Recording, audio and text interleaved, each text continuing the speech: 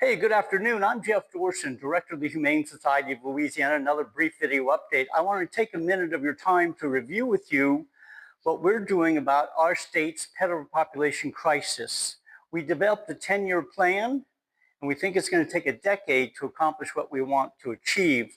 Number one is we want to lobby and educate state local officials to build more public shelters. Do you know that half our state, we have 64 parishes, which means counties, lack basic services. They don't have a public shelter, puts the public and law enforcement at a great disadvantage. It's extremely difficult to get any services there. Here's what happens. You can't report a stray. Nobody will pick it up. You can't surrender your animal. You can't adopt an animal. And critically important, law enforcement has no place to impound a criminally abused animal. So that's a big problem. So imagine sheriff and police go to a house, 2 or 3 dogs have been either abandoned or criminally mistreated, and they can't seize them because there's no place to put them. So we hate to think what's happening. We work a lot all the time with law enforcement, but we can't cover everything.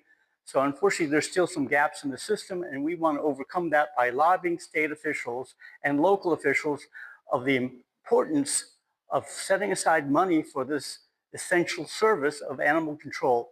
We're picking 3 or 4 parishes that we get a lot of calls from that don't have services, and we're contacting the parish officials, urging them, educating them on the need to find funding to build even a small shelter to start with. Let me show you what we're seeing in Avoyelles Parish, central Louisiana. We're very active there because their citizens call us all the time. Again, they're one that doesn't have a public shelter. Let's take a look at what we see on a weekly basis from Avoyelles Parish. Pregnant mom with a broken back leg, lots of problems. Luckily, a Good Samaritan took her in. We spend a lot of time fundraising for these communities because, again, local officials aren't going to spend money on any of these issues, and that's our job. So part of what today is, we need your help again in Louisiana.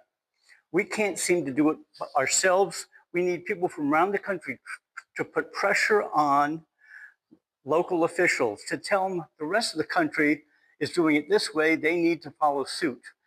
Starvation cases, as you know, with no public shelter, or if all the rescues are full, people abandon their animals thinking they'll take care of themselves. Well, you and I both know they can't. They starve. This kitten with a protruding eye, we paid for a vet to take care of it.